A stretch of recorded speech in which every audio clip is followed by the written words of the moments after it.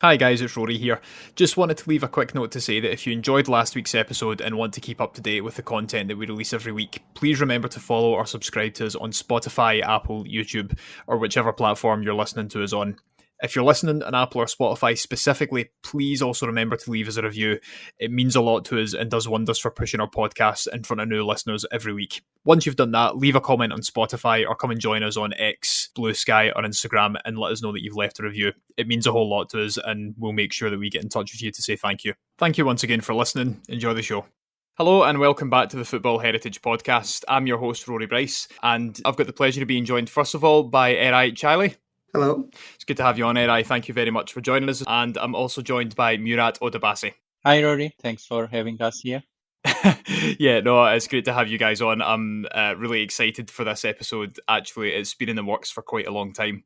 Today, we're going to be talking about one of the most fascinating clubs from Turkey, Kocaelispor, and their incredible rise from the doldrums of the amateur leagues, from nearly falling out of existence altogether, back to the top flight of Turkish football, which they reached again just towards the end of last season. It's going to be a brilliant chat.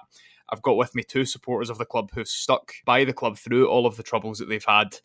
And we're going to have a conversation about what supporting the club means, the history of the club, but also the reasons behind why they fell so far down the Turkish football pyramid, but how the fans rallied around the club and made sure they didn't cease to exist. Just before we get things started, first of all though, Eray, if you could tell our listeners a little bit about yourself. Yes, thank you, Rory, again for making room for the story of Kocaelispor.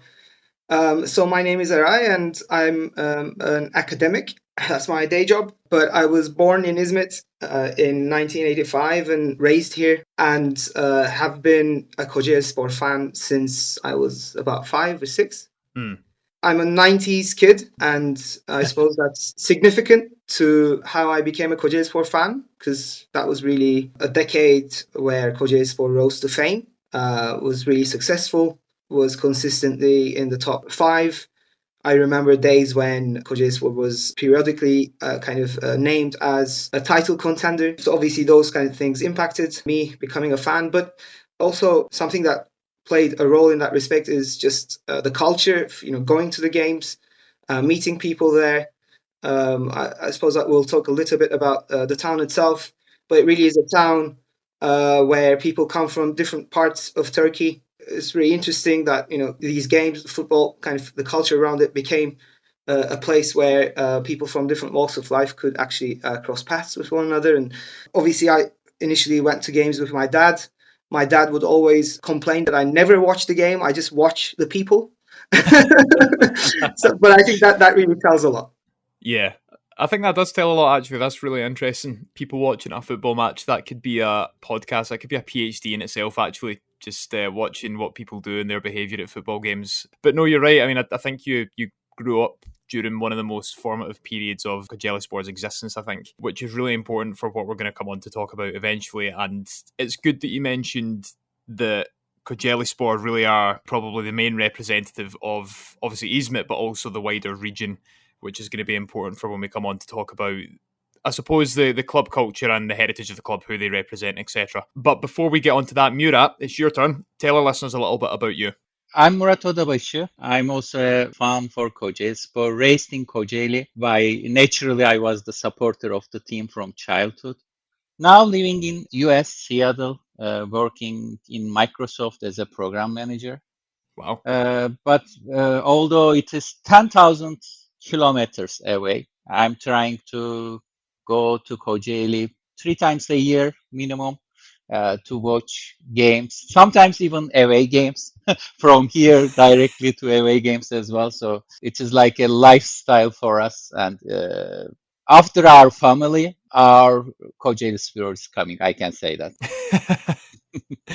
Amazing. I mean, that's an insane distance to travel to see your football club. Obviously, last season would have been one of the best times to be able to do that. So, I mean, fair play to you for actually being able to pull that off, because it's an incredible amount of miles to travel. And funny part, you said last year it should be really great. It was, but even when we were in amateur league, actually we became more loyal. So, in bad times, you need to show your loyalty. Even the city become together. I know we will discuss that later, but those times were, I know being in amateur league is not great from outside, but we even love that. So I can say so. So we don't care in which league is Kocaelispor. So we are fun and we love to watch wherever they are playing. Yes, I think that's a really important point, that it was actually the club falling further down the leagues that actually kind of rallied everyone around the club a little bit more and got people to show out for support. You know, there's been a couple of instances of this in Turkey where clubs were breaking record attendances by some distance in, the fourth and fifth tiers, because the clubs had went down there, but the supporters stayed by their side. And I think this is going to be quite a prominent feature of this episode when we get on to talk about it. Before we do, though, we'll start at the very beginning. We'll talk about the history of the football club. Kocaelispor, it can kind of trace their origins back to the 50s, but they were officially founded in 1966 through a merger of three other, I suppose, sort of local and regional football clubs. So Batchspor, İzmit Gençlik, and Doganspor as well. And this is really the kind of origin point for Kocaelispor, I suppose. But it's interesting that their roots can kind of be traced a little bit further back to when they were actually founded. Before the founding date of 1966, it sounds like that there was always a need and a demand for a wider representative regional team in Kocaeli and in İzmit. Yes, you are right. So Kocaelispor founded, so they merged three teams, Batchspor, İzmit Gençlik, and Doğanspor in 1966 and formed Kocaelispor. Some people say that it's founded in 1951, focusing more on Batchspor as the initial team. But I don't believe it is 1951. So 1966 should be the time, because three teams is forming a new team. But again, some people say even the roots can go to 1951. But the real, if you look at the jersey, the date is 1966, and officially it is that way. And in 1965, they formed the team. It was in amateur league for 1 year, just like a trial. Then became a real team in 1966 in Turkish second league. So there was a governor at that time and lots of city teams. If you check in Turkey, lots of city teams formed in 1965 and 66, and Kocaelispor is one of those city teams. Mm. Yeah, and I think the incentive came from this, let's call it a law that aimed to kind of consolidate small teams, that gave them an opportunity. If they did consolidate into teams representing provinces, they could be represented straight in the, second league. They could just start there, even if they were amateur clubs. If they joined, like if they merged, they could immediately start from the second league and be professional. I think that was the kind of incentive. That's why you do see, really, like Murat said, a lot of teams that were founded in 1965, 1966. Trabzonspor, for example, also was founded in 1965. Mm. Yeah, well, that's what I was going to say. This was part of a kind of wider attempt, or a wider initiative to get more clubs which merged from smaller teams, or merged from teams who had kind of maybe been around for a long time, but you know, it's hard to maintain 3 or 4 clubs in a city sometimes. So this was an attempt to take those clubs and merge them into a larger force, which could then compete at a higher stage within Turkish football. Would that be fair to say? That's right. Yeah, I suppose it's, I think, also worth for listeners who are not familiar with the context to say that İzmit is the central town of the province, and Kocaeli is the name of the province itself. And that's why the club is named after the province. But often we do speak about İzmit because that's really the kind of focal point for the club culture. And it's, I think, worth talking a little bit about what kind of town and province these places are. It's an industrial hub for Turkey. In terms of its kind of population, it's in the top 10. And in terms of, per capita household income, it's in the top 5. In the 90s, I remember it was even the kind of top of this table of per capita income. And all of that is because of the industrial facilities, which is to say that it's also a city of workers. Obviously, there's a lot of people working in the factories, and that continues to this day. And actually, it's worth also saying that the firm for this club, which is called Hodri Meydan, the fan group. This was also founded partly by factory workers. Just to name a specific person, for example, Ertuğrul Güçkan, who was one of the founders, was a worker in Petkim factory, which is like a petrochemical factory. And his son, Lütfü Güçkan, is still a prominent Kocaelispor fan, and I know him. Shout out to him. So really, there is that kind of, if you want, the sociological basis for the fan group. It's not to say that, people chant pro-worker slogans every game. That's definitely not the case. But that is really just the organic kind of sociological basis. That's interesting, though, and it's good to know that for when we come on to talk about the club culture, how the supporters view themselves as well. Like you said, it's good to have that kind of organic foundation to know where everything is coming from as regards the club. And that was actually what I was going to ask next. So obviously when you merge 3 football clubs into one larger football club, you're kind of making a statement. And when you say you want this club to represent the region as well as the city, again, you're making quite a big statement there. And you need to be able to do it right. Now, I'm not entirely sure what the colours and symbolism of the 3 clubs who merged to form Kocaelispor were, but obviously the club and the people creating the club had to get their colours, their badge and their symbols from somewhere. So just wondered, where do the colours, where does the symbolism and the iconography of the club actually come from? So it is an interesting topic. I said in 1965 they came together, but they couldn't start in the league. That was one of the fights. What color does the team should be? So I believe they were asking for green and white. The 3 teams merge and come together. But finally, they agreed on green and black. I don't know the full story there, but there was a fight about the colors. But it is coming from the founder teams, original colors. So they choose 2 of those there, and I believe it is the best color in the world. So it is nice to have supporting Kocaelispor with green and black.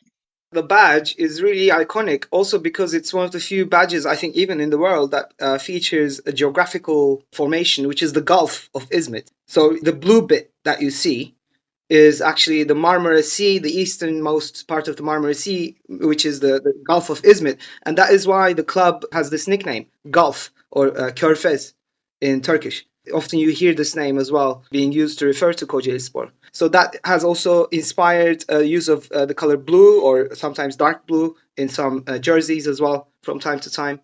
And there's the bit that's yellow with the stars, which represents the 3 clubs that merged to form Kocaelispor. There's also the sun, and the sun marks the town of İzmit, which again shows the centrality of this town to the whole team. So yeah, it's really interesting. But we tend to say that, somehow every year where we try to integrate the color yellow into our jersey, we've relegated. So it's something and this year is a case in point. So let's hope that it doesn't happen. It's a curse. I mean, there's a lot of really good things in that badge in terms of, where the club came from, the 3 stars to represent the 3 teams that they merged from. I actually thought that it was to do with some of the trophies or some of the successes that the club had won, but it's really good to hear that it's actually to remember those 3 football clubs, but also that the sun, that is actually the geographical location of İzmit next to the Gulf, which I love. Like, there's a lot of good kind of place theory in this badge. Yes. This is what's important with football clubs, and with Kocaelispor, from everything that you guys have mentioned so far, both on email and on the episode, it sounds like place, the region and the city is incredibly important to Kocaelispor fans and the people there, obviously, as well. And I want to mention the name of the person who drew our logo. It's Emin Saka, and we lost him last year or the year before. He was a supporter as well, so it was not for money. He did it as a supporter. So that is why there are too many details that is showing things related to Kocaeli in the logo. That's really interesting, though. It's nice when these kind of things happen. Obviously, there's the famous stories about how English football badges were created by designers who, won, like £20 or something from a contest, and they went on to become these huge, like, international brand logos and things like that. So it's nice to hear that people involved with the football club are still remembered in that way for just being fans and just wanting the things that they do for the club to be recognised as such. But I think the symbolism and iconography of the club is really important in this story. But after the club was founded, they kind of hit the ground running. They were pretty successful, not overnight, but it didn't take them very long to start flying and to start actually making a bit of a name for themselves in the Turkish football system. Yes, indeed.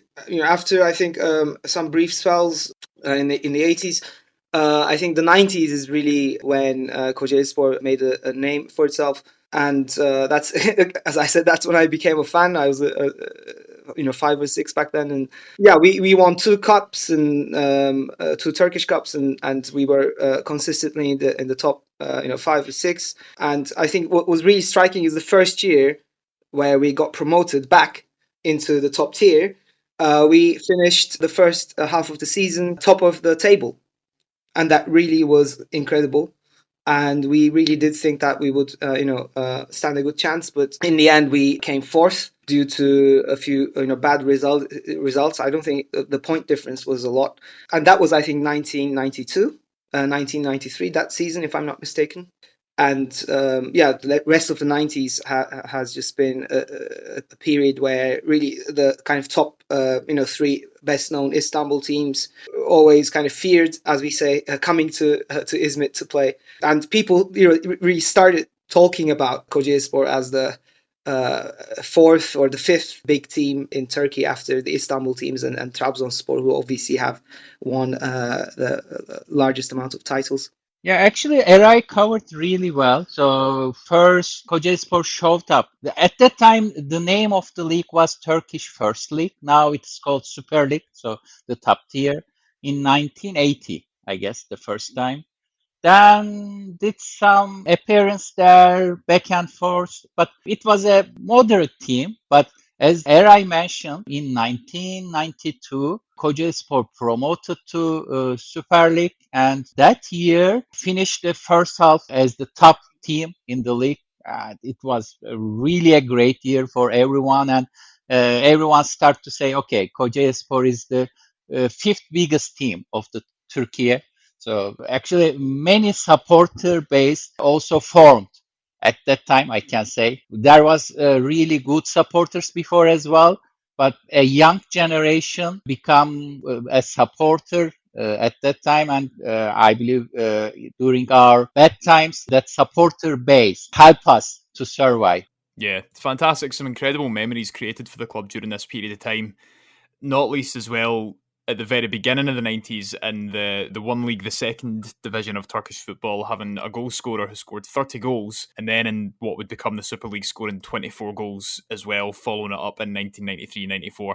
So there's some incredible times that the club can actually have said they've provided you guys. The 90s just seems like such a fantastic period of time for the football club, and it was really the period of time that they kind of came into their own. Yes, and indeed playing in Europe against the likes of Sporting Lisbon or Lokomotiv Moscow and so on. All of this took place around that time, and that's still something that I really want to see again, because I was too little back then to actually to travel to Europe for away games. I hope I really do get to see that soon as well. Yeah. 1990s were a great period for Kocaelispor. So yeah, I miss those days as well. Yeah, I mean, obviously it all kind of culminates in this phenomenal win in the cup against Trabzonspor in 1997, and at that point it must have felt like the peak of what the club were actually able to do, but at this point they were really riding the crest of a wave. Yes, indeed. And it's funny that we recently played against Fenerbahce, and obviously Jose Mourinho was the manager for Fenerbahce, and he acknowledged the fact that his first game in Turkey was against Kocaelispor, because back then he was an assistant manager for Sporting Lisbon. And coincidentally, his last game in Turkey turned out to be also a Kocaelispor game. Yeah, actually, he started his career with Kocaelispor. So they send him to watch Kocaelispor before the game to take notes who is doing what. So yeah, he remembers Kocaelispor because of that. Started and ended his career full circle through Kocaelispor. Amazing. Poor guy. I mean, what was it like for you guys watching your club win a Turkish Cup? Because, I mean, obviously, I think for outsiders looking in, we can easily look at lists of who's won the cup, and you can maybe point to certain clubs as saying, okay, they've maybe had a good cup run or they've maybe had a purple patch. But the culture of Turkish football really kind of revolves around Istanbul and the clubs in Istanbul. And despite what people might think, it's very rare for clubs to break that, although it does happen maybe a little bit more often than it may do in other leagues which have a similar culture.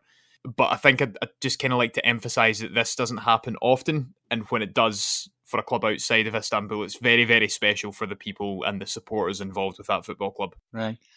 So I was lucky to watch both games, both finals. The 1997 one against Trabzon was in İzmit. In 2002 against Beşiktaş in Bursa. And we won that game 4-0. So it was not a tie game. So I don't know why, but it was really hard in theory. But the team players made it so easy. So I can say if I return back and think of my life, if I count 5 things that as the best days of my life, those 2 days were there as well. So that's very clear. Indeed, and I think we were together in that game, weren't we, Murat, in Bursa? The game, the final was played in Bursa. Obviously, it has to be played in a neutral venue. Yeah. So we traveled there, and it was huge fun. But you're right. I mean, this is unusual that you do have these kind of clubs.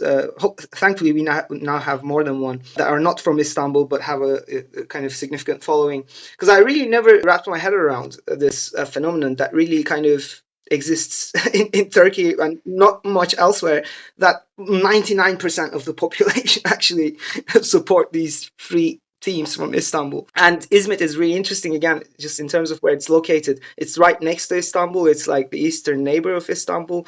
And so there's obviously that tension. And I think that the club has played a role in kind of the people in the city to carve out a kind of role for themselves in a certain kind of relation against, Istanbul. And I, for one, always considered these three Istanbul teams to be our arch nemesis, rather than, I think, say Bursa and Sakarya. Obviously, we do have these rivalries with Bursa and Sakarya, but to my mind, that's more of a recent phenomenon because of the years we spent in the lower tiers.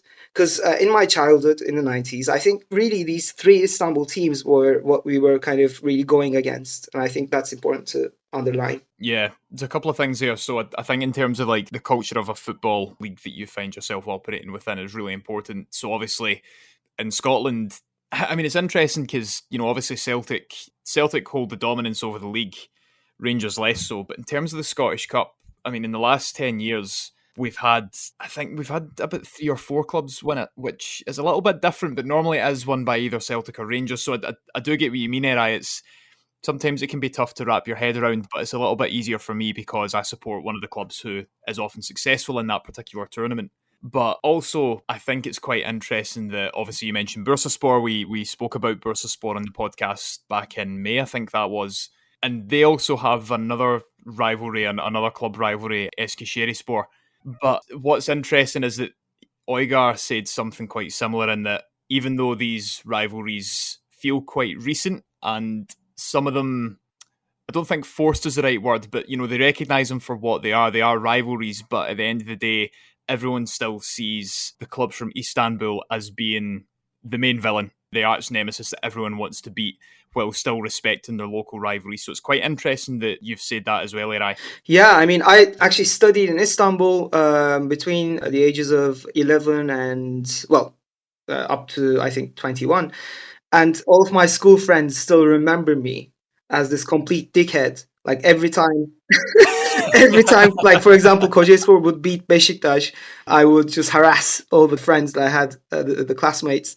I would wear this Kocaelispor shirt like in the hallway and like harass fans of Istanbul teams, and they still remember me every time they see me. Every time we meet, they're like, "Oh, I never forget that." And one of them, it turns out, I saw him in London, and he's now working for Arsenal as a graphic designer. The fact is that we also beat Arsenal 4-1. So in a friendly game, which is also our plate number. Every province in Turkey has this plate number, and ours is 41. So every time we beat a team 4-1, we always joke that, oh, that's the plate. And I told him, well, you're not getting away with anything, are you? Like, you're not able to like escape my harassment, basically. That's incredible. No, yeah, it's this is the thing about growing up, especially if you live somewhere where, in Istanbul, where you're gonna wear the colours of one of three clubs pretty blatantly on your sleeve, but you're the outsider. Do you know what I mean? It's something that can be quite emboldening, I think, especially when you're growing up and you're a teenager, because you want to stand out from the crowd. But then when you do get those odd wins, like the bragging rights you can hold over other people is just amazing. So we call it Anatolian team. So three teams are the ones which has bigger money and which bigger supporter base. Fenerbahçe, Galatasaray, Beşiktaş, plus maybe Trabzonspor. But the teams like Kocaelispor, Bursaspor, Eskişehirspor, there are many as well, but these are the top three, I can say, with the supporter base, but lots of city teams. And although with some of those we are rivals. For example, I was very happy when Bursaspor became champion in the Super League. So although we are like rivals, if it is against Istanbul teams, then we are generally all together because again they have lots of money, and nowadays it become harder and harder. Like you mentioned, like Scotland. So some teams are dominating the team because they have money, and investment for one player for those teams is we are building a team with that money. So it is really hard to compete.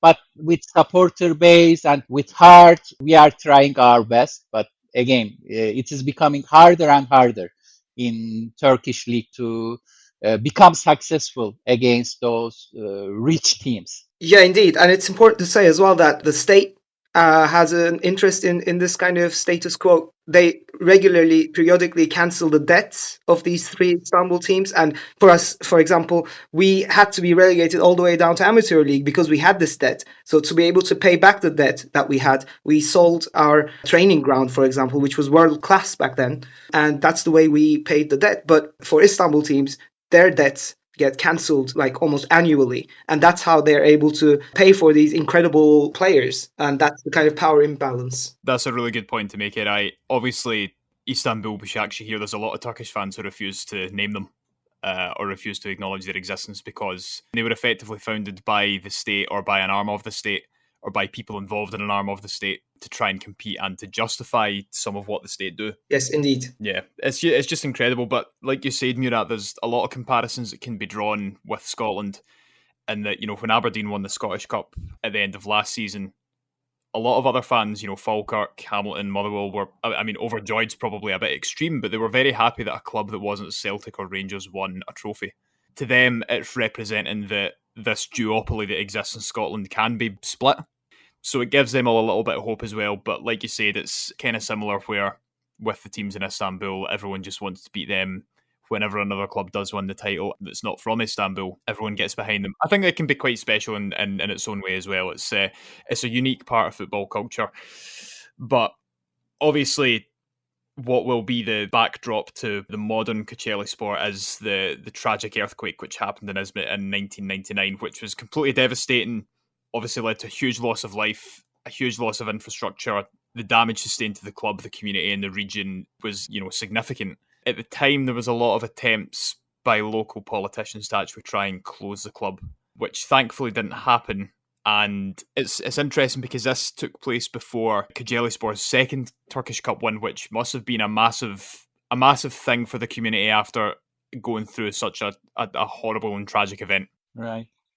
So yes, in 1999, we lost like 14,000 people in that earthquake. So it was really one of the worst days for the city. But Kocaelispor decided, so some of the teams, so Sakarya and some other teams also impacted from the earthquake, and they say, okay, we will continue next year in the league. But Kocaelispor said that, okay, we can continue to support our people psychologically because Kocaelispor is really important for people of Kocaeli. But that was also a little difficult because many players said, okay, I want to leave the city because it was not easy to live in Kocaeli. Think of after earthquake, lots of people living in small houses, which is temporarily built, and no infrastructure is also impacted. So some players left Kocaeli as well. So that year, in the first half, we were in the bottom of the league. Then in the second half, in first half we played all games as away games. So federation permit that to us, and in the second half, the team played all games at home and also transferred some players. Actually, that was also a reason of relegations later because we invested lots of money to players to survive. And that year we survived. And again, as I mentioned, it was like a psychological therapy for the city, those games. But at least that year we didn't relegate. But after that, we start to relegate. Yes, I think the reason why we played the first half of the season that year away was, yeah, first, as Murat said, the players perhaps didn't want to remain in the city for the right reasons. But also, I think the stadium had been turned into a makeshift hospital. I think that really shows the kind of connection that the club had to the people at that time. And yeah, I think Murat's right that although we did survive that year, I think that also coincides with this kind of, for me, this turning point. Before then, for much of the 90s, we were quite adept at finding great players from Turkey, kind of raising them, whether from our own city or the region around or elsewhere, from small clubs, and then allowing them to make a name for themselves and then selling them to richer clubs and so on. But yeah, that year somehow we invested in these players from abroad, and I think the debt that we incurred from that really proved costly. Yes. It's important what you've both said, though, that the club chose to continue because they wanted to support their people and the people from the city. Football can be a great distraction for people, but it's not about distracting them from what's there. I think it's about recognising the impact that football can have, the things that football gives people during times of struggle, times of tragedy and times of crisis, and that it can be a hub for people, it can be a rallying point for people, it can be something that gives people hope. Whether that's watching your team win a game or giving them a place to go to meet with fellow supporters, to have this sort of shared struggle together, I think it's really important that it's recognised that it's not just to give people a distraction. I mean, it can be for that, don't get me wrong, but it's also a recognition of the social impact that football can have. And if you're a club like Kocaelispor who are so entrenched within their city and community, then it kind of makes sense in a lot of ways that they chose to continue, because they wanted to be there for their community during this horrible period of time. Yes, indeed. I think in towns like Izmit, that's even more important because it's, as I said before, it's a town that receives a lot of inward migration from different parts of Turkey. There isn't really, well, I would argue, a kind of sense of, an identity that goes like decades, centuries back. But people come from different regions, and they really actually, when they face these kinds of difficult moments, they are able to kind of construct an identity around that solidarity that happens, and that the club has played a role in that as well. Correct. That's a really important point. It's these sort of huge shared struggles, shared experiences, and shared heritages are one of the things that create identity and build into that identity. That's a really important point, Eray. But then, as I said, in 2002, obviously 3 years after that horrible earthquake, beating Besiktas in the cup final, must have just been a huge moment for a lot of people, obviously, with the uncertainty that comes with everything. And I think this is the thing, like, football would have been so far down a lot of people's minds after that earthquake, especially with what had been lost, both in terms of property, in terms of infrastructure, and in terms of human life. But then being able to go and do that just must have given people so much hope and belief. Yeah, earthquake was really a hard time, but Kocaelispor play a big role in 2002. As you mentioned, we got this Turkish Federation Cup one more time, and it was like a festival in Kocaeli. So it is impacting the psychology of the people as well. So the mood was down even after many years after the earthquake, but those days it is like becoming a sunny day in Kocaeli. So yeah. And I think that those are the years as well where, because this is just a few years, a couple of years after the earthquake, where the fans are kind of stepping back in a way, and you really feel the kind of sense of ownership that they bring. And that's also the years when I think Murat and I met. It's, I think, worth mentioning that we met through this website that Murat had started, which was the first ever website for Kocaelispor. It was called körfez.org, so like golf .org. And I had started to kind of, because there was a forum component to it, and I had started to kind of write things in the forum, and he said, like, why don't we meet up? And we met up that way, and I kind of tried to contribute in my own way to the kind of maintenance of the website and so on. And so really that kind of is an example of how the club really is fan-led. A lot of the things are instituted first by fans, for example, in this case, a website. And that I think continues to this day. When I check my phone contacts, if I have like 1,000 people recorded there, I believe maybe half of those are Kocaelispor supporters. So we are not just supporters watching the game. We are really connected. As we are a city team, it is making that easier as well. But there is a really big connection between supporters as well. And this is making the organizations better. After so much bad days, we tried more and more, I can say. Actually, that was the reason how we survived. But you really are a legendary figure as well, Murat. Just to say that that your nickname is Kaptan, Captain. Yeah, yeah, yeah. That's amazing. But it's a good thing that you mentioned the fans. So, well, actually, first of all, were either of you guys at the 2002 Cup final? Yes, we were. Yes, both of us. I think because it was so chaotic, for all the good reasons.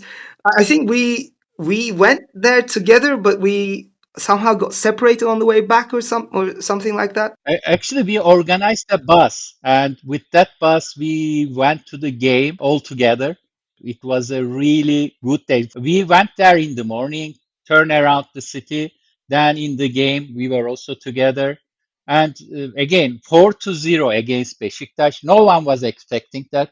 So that was one of the best days of the life, I can say. Brilliant. It's amazing. Yeah, no, I love that. But as I said, it's important that you mentioned the fans and the connection that the fans have built up, because after 2002, the wheels kind of come off a little bit. Things start going downhill. And a lot of it is financial based. Now, there's kind of split opinion on whether the finances were mismanaged or whether it was a kind of long-lasting impact of the earthquake. Eventually, Kocaelispor found themselves in the amateur league, going from being cup winners in 2002 to the amateur leagues. What, 10 years later or something? It's a pretty big drop off. Actually, in 2002, we start to relegate after getting the cup. Earthquake is one thing, and also bad management is another thing. So not using the money efficiently. Teams like Kocaelispor need to trust to governor or mayor of the city. So they create budgets. So in Turkey, many teams are not professional team, professional by system, but the management is not professional. So mostly NPO, non-profit organizations. So Kocaelispor is one of those. So making money is really hard. As Eray mentioned in the beginning, per GDP per capita, Kocaeli is the biggest in Turkey, even better than Istanbul. But although we have some big companies, their management is through Istanbul, and generally they tend not to support local teams. So, there are richer teams, bigger fan bases, so they tend to support them. And the mayor needs to support you to make money. After 2007, the mayor was not supportive at that time for Kocaeli, so that impacted us a lot as well, I can say. So he was even against us. So he tried to form another team called Körfez FK, another team in the second league. Actually, it is the third tier in the pyramid of Turkey. And they want to replace the team. But the supporters didn't agree with this. And there was a fight there, and the mayor didn't give money to us. So that was one of the reasons that we relegated up to amateur league. Yeah, and I think, again, for political context, these years coincide with a huge turning point in Turkish politics where you have this shift towards or transition into this kind of period dominated by the party that's called AKP, who are still in power. Yes. Think of them as the conservatives in British terms. After, for example, many years where Kocaeli, the province, was governed by CHP, say, in British terms, the Labour Party, for example. And the AKP, because they had this approach that wanted to kind of redesign every aspect of society, they wanted a clean slate. They really used these kinds of opportunities to set up new teams. I mean, Rory, you mentioned the Başakşehir example. That's only the example in Istanbul, but many others exist. For example, Gaziantepspor, the team from Gaziantep, which was also quite actually successful in the 90s, no longer exists. You now have Gaziantep FK or Gaziantep FK. And indeed, we played against them just this past weekend. So that's another example, because Gaziantep was another city run by the CHP. And yeah, they basically also were badly managed, went bankrupt, and they no longer exist. And you instead had this team, this new team that was created from scratch. And that is indeed what was about to happen, or kind of did start to happen in Izmit as well, or Kocaeli, as Murat mentioned. But then something else happened, which is the fans stepping in and refusing to shut the club. And I think Murat was directly involved in that. Yeah, we really jumped in and we said, okay, we are taking the ownership. And actually, there was different phases. So in the beginning, before going to amateur, there was two president candidates, and we didn't like them. And as supporters, we said, okay, we are forming a board, and we are elected. So we said, okay, we build a board of directors. I was vice president at that time as the team, and we went to mayor and said, okay, you need to support us. And then we find a better president and hand over the team to him. Then later, again, as Eray mentioned, the ruling party tried to replace Kocaelispor with another team and just close us and rename the other team as Kocaelispor. But we never agreed with that. And old players of the team formed a board of directors and say, okay, we don't want this team to disappear. And also fan base supported them. And we said it can be in amateur league. We don't care. We don't care to be in professional leagues. But we want our team, which founded in 1966 with the badge, original badge. And it's really important. We don't want our badge to be replaced because it is not the same team. And as Eray mentioned, Gaziantep in the Super League now, but it is not the real Gaziantepspor. It is Gaziantep FK, another team. They formed that because normal teams had huge debts. Also, Kocaelispor had like $10 million debt at that time, maybe more. And it was not easy to recover for an amateur team. But we said, no matter what, we are supporting our original team, and these colors are ours, and this city is ours. So we don't want a replacement. It was a hard way, but at least worked out for us. So now we are in Super League. Indeed. And there's that iconic photo of you, isn't there, Murat, alongside the rest of the members of that fan-led board, you holding a sign that says the real owners of clubs are fans. Yeah, so it is a photo of the board of directors with a banner, and we put that banner to the team main room, and I guess it is staying there even now. So the owners of the club is the supporters, no one else. And I was on the reserve board during some of those years as well. That's an excellent story. There's so many fans who wish they could tell a story like that, because I think secretly everyone wants fan ownership, right?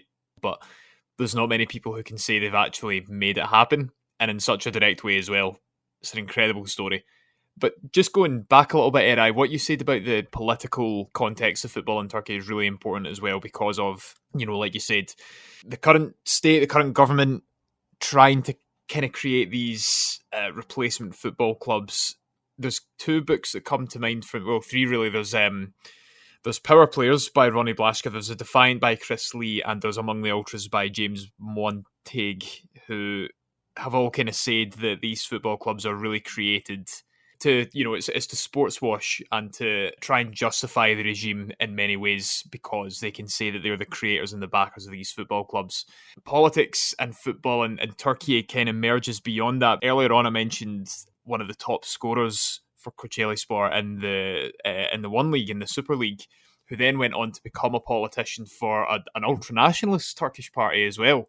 So it's something that stretches far beyond just the creation of football clubs. It sounds like it's quite deeply entrenched, maybe not so much as, or maybe a little bit more than some other nations, but it sounds like it's something that a lot of former footballers, or certainly football clubs, end up becoming involved in. So İzmit is the main town in Kocaeli, and Kocaeli is the biggest city. And in İzmit, I know many people are voting for CHP, and in the Kocaeli, voting for AKP. Although these are rivals, and normally it is not understandable for one person to vote to different angles in the political term. But because these guys are supporting Kocaelispor, so the only reason they are voting to AKP or CHP is Kocaelispor. So politicians are using this as well for their behalf as well. And football has always been political. It was political when we were successful in the 90s as well. But I think the key thing here and the kind of unusual thing is because often politics is involved when there's sporting success. Yes. But in this case, there was no success. We were in the amateur league and politics had turned its back on the club. And that is really the kind of exception that the fans then kind of insisted on kind of maintaining the club. And it was only after we started to kind of be promoted back up that politics decided to get involved again. And that is indeed what's now happening, what's been happening in the past few years. And that is, again, both a blessing and a curse for reasons that we might talk about. I need to highlight Bahri Yavuz for this case because when we relegate to amateur league, a supporter called Bahri Yavuz, he's not a rich man. He is wealthier than average for sure, but he's not a rich man. But he was a supporter, and he said, "Okay, we need to rebuild this team, and this is our team, and we need to put whatever we can to make it successful." And as Eray mentioned, the politicians were against us, and he first started to build the trust. Because there was also a problem because politics created some money which was misused and people were saying, okay, this money is going to Kocaelispor, but they are using for their own benefit, the presidents or board of directors of that time. He built the trust, and I remember the days when we were in amateur league, 50 people were coming together, putting some money just to send the team to away games. So it was like supporters were creating the money for the team to survive.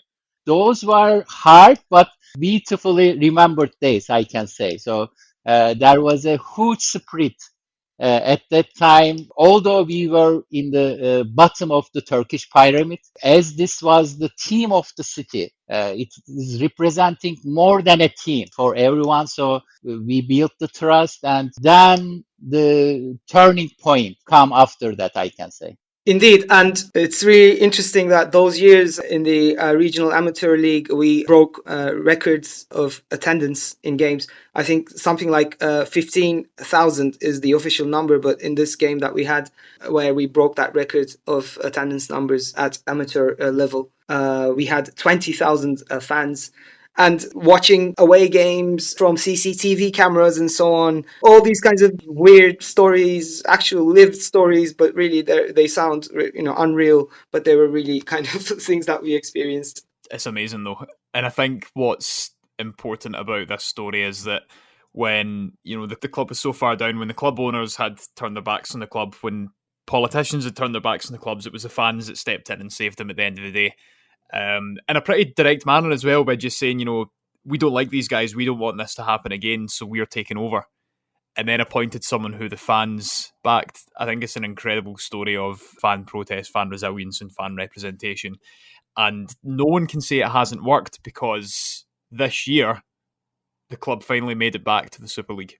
Yes, although we must say that, I think we should be also self-critical and say that as the fan base, I don't think we have managed to kind of turn that kind of passion and that kind of not just passion, but also the work that we did to help the club survive in the lower tiers into something more long lasting and more, if you want, institutional. So again, big politics steps back in, and of course, still through social media and so on, the fans do have a huge presence, and they do kind of tend to influence some of the direction of the club's management. But in terms of the actual people who are managing it, who are kind of governing the club, I don't think managed to create a kind of long-lasting kind of structure, and that is, I think, something we might want to think about in the future. So when you are in amateur league or third league, even in second league, the supporters can manage the team, build the money to survive. But when you are in the first league or super league, the money is above us. So uh, it is two-way. We don't like politicians to use our team, but if we don't let them to take role, then you don't have the money and you cannot survive in super league. So it is hard, but as Eray mentioned, now they are in power, I can say, the political people as well. Yeah, although still, again, some incredible things happen in terms of the fans influencing the way the club's managed. This happens often through social media. Just one of the recent examples is this kind of typeface that was to be used at the back of the jerseys, and one of the fans, Eray Cayli, I think, created this design and then just posted about it, and people commented on it, and that's how the club actually decided that that was to be the typeface to be used at the back of the jerseys. And also, like, in terms of prices of season tickets and so on, there's been a lot of campaign, a lot of fact backlash, because initially they were really quite high, and the management then later kind of turned back on that and actually kind of lowered the prices. So yeah, these things do still happen, but in terms of the actual structures, I think we do want to think about how we can institute them. So the fans still quite have a lot of power then when it comes to decision making within the club. Yeah, but again, in a way that's kind of indirect, in a way that's like that happens through social media and things. Okay, and yeah, I mean, as I said, Kocaelispor obviously made it back to the Super League, but I think this is leading us quite naturally and quite nicely onto the actual club and supporter culture, which I think is incredibly important. And obviously, it's actually, I think it's one of the main. Well, I mean, in my opinion, from what you guys have told me, it's the reason that Kocaelispor are still alive today. Is because of the fan action and the fan influence. I mean, supporters are incredibly important to this club, and it sounds like they have a very vibrant culture around them. But what's, I think, maybe a little bit understated in some other clubs, but seems to be quite prevalent here, is that the communication between the supporters and the club seems to be really strong, really transparent, and really open, where dialogues can actually take place about changing these things, whether minor or major, and there is influence to some degree, which for a supporter culture, there's not much better that you can really get, outside of direct fan ownership. The supporters are very connected. So through social media, through WhatsApp, so using all kinds of communication ways. And although the president is not coming from our supporter base, they have to align with the supporters because we are very clear and, as I mentioned, connected. So as Eray mentioned, if the supporters doesn't like something, they are jumping in and changing the flow. And they know football, they know how football works, and they really kind of both off and on the pitch, I think they understand really different aspects of football, and the dedication, I think, is something that we want to emphasize here. And I think, let me summarize this maybe through this kind of example of, this bumper sticker culture that we have in Turkey, which often tends to feature romantic slogans. And I think there was a bumper sticker at some point in İzmit that said, "He didn't abandon Kocaelispor, he's not going to abandon you." So it's like to the lover of someone, like kind of this really... I've seen something like that last day as well, yeah. Actually, it was saying, "Marry with Kocaelispor supporters. He didn't even abandon the team. So he will never abandon you." So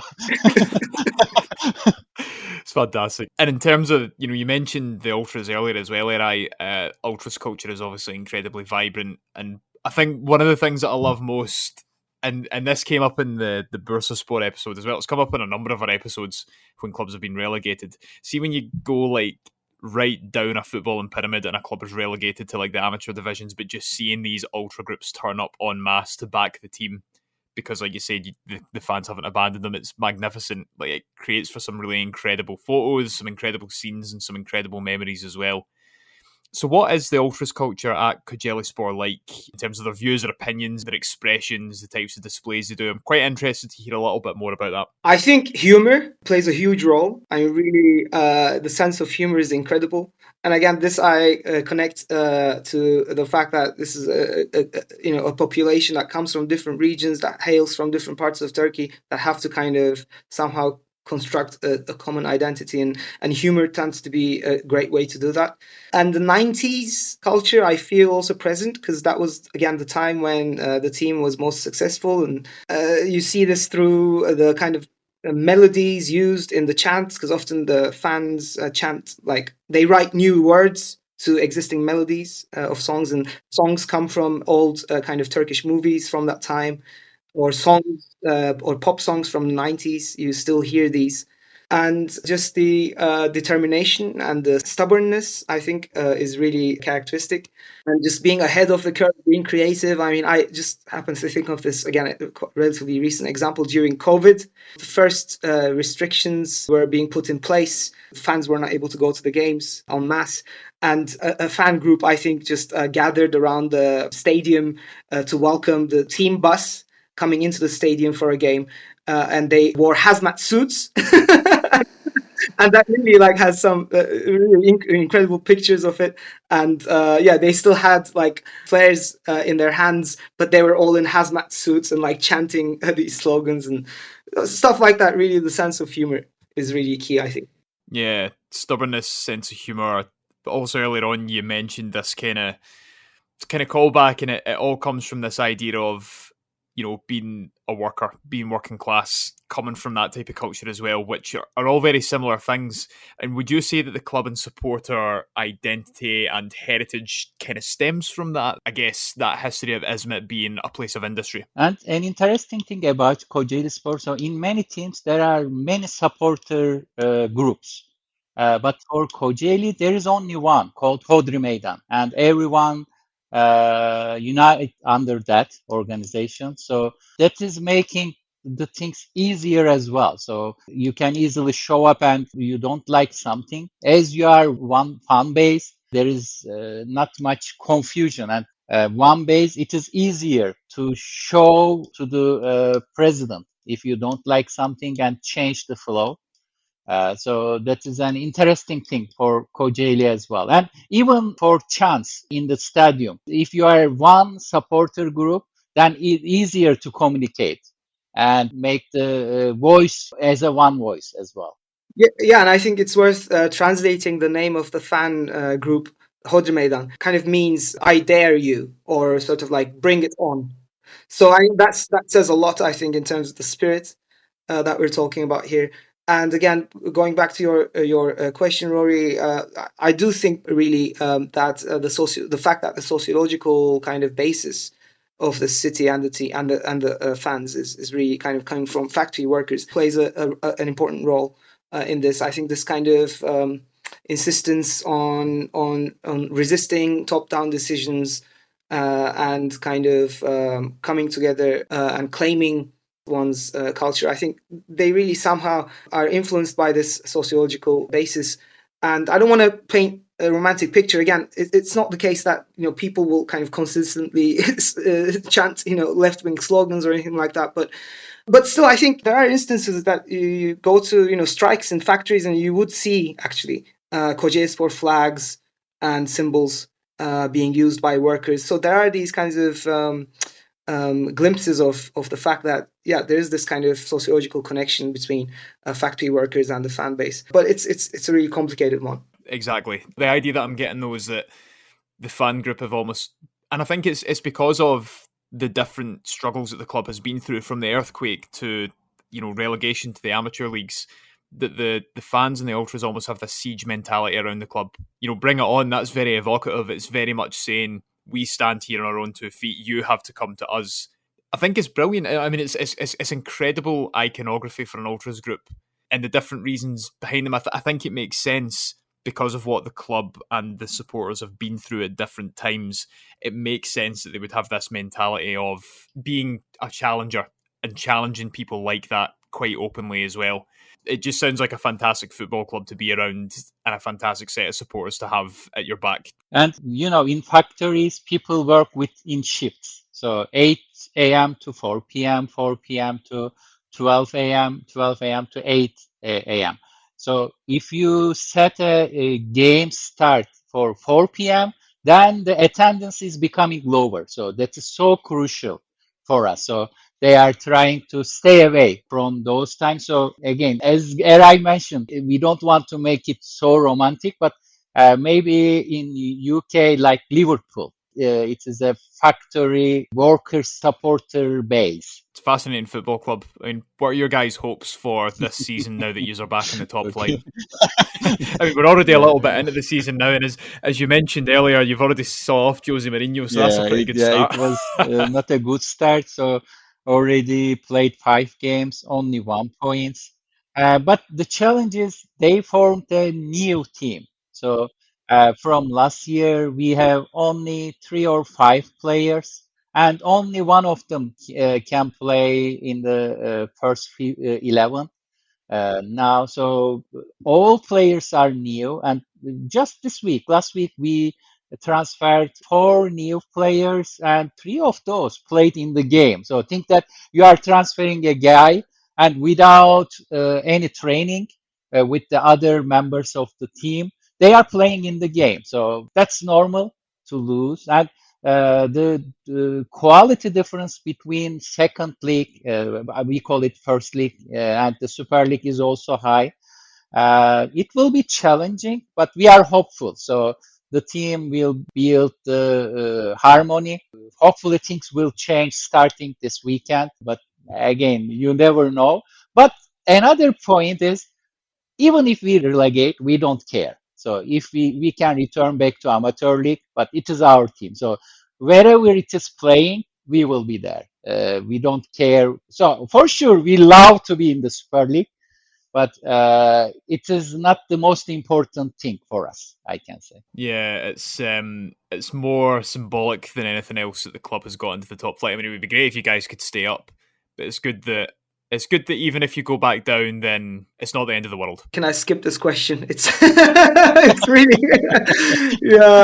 for me. I'm not really happy at the minute. Yeah, because of this. Yeah, I think we just hopped on this trend of like making a lot of new transfers, and yeah, I don't think that's very easy then to get the rhythm going, and it takes a long time for the players to get used to one another and so on.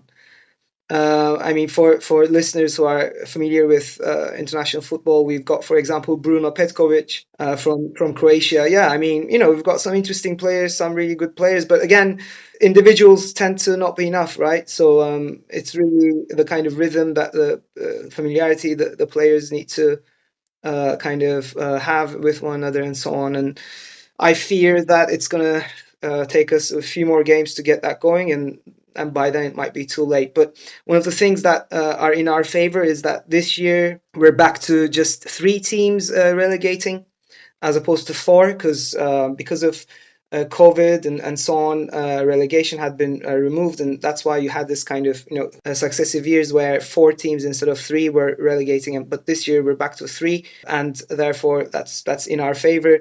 And what also seems to be in our favor is that there are actually a few teams that are good candidates for relegation. So we might just about make it. But that would be my aim actually for this year, is really to avoid relegation. But if you ask the club's management, they have this slogan, our objective is Europe. So I think that's way too ambitious. I mean, obviously that's my ideal scenario as well, but reality is that I think just avoiding relegation will be great this year. one spot above the relegation places would be But enough. funny part is supporters know such football better than presidents. So this is also showing that.